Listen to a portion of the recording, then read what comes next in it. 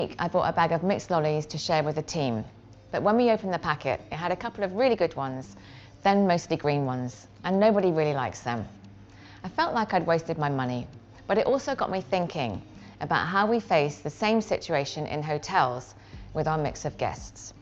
In an ideal world, we'd offer flexible pricing to all our guests, but we also need to accept contracted business, often at lower rates. The business mix we use to fill the hotel will have a big impact on the revenue, so let's take a closer look.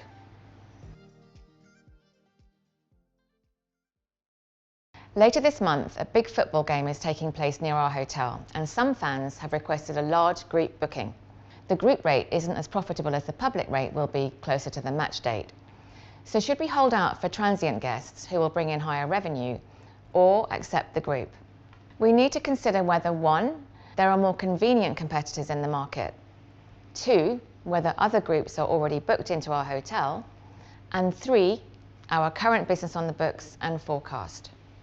Firstly, if your hotel is really large or you're not right next to the stadium, then you may want to accept the large group of fans as base business, since you know you're not the first choice. But if you know you can fill the rooms without the group booking, you might deny the group, keeping in mind that refusing business now may impact your future opportunities from that business source.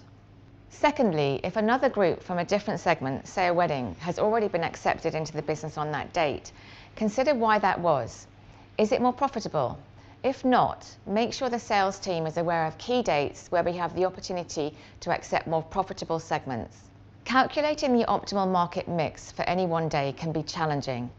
Non-contracted segments can be offered dynamic pricing, so there's more opportunity for revenue, but business is not guaranteed.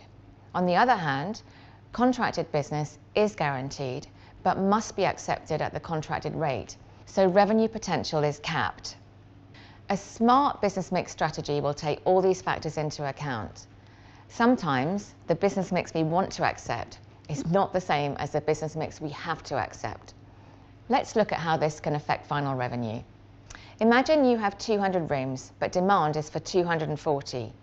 Your total contracted business is for 170 rooms at an average rate of $150, while your non-contracted segment, leisure guests for example, is 70 rooms at $200.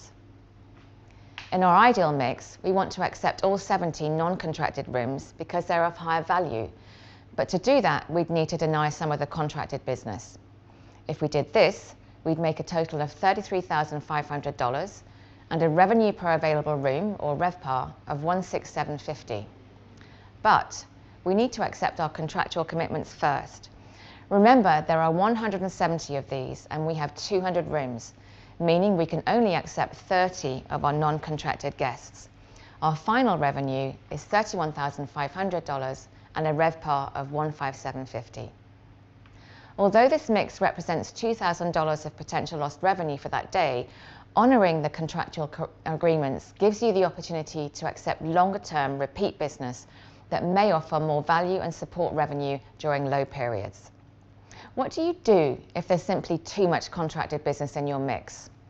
You need to find a way to create and market to new contracted market segments, guests who are willing to spend more.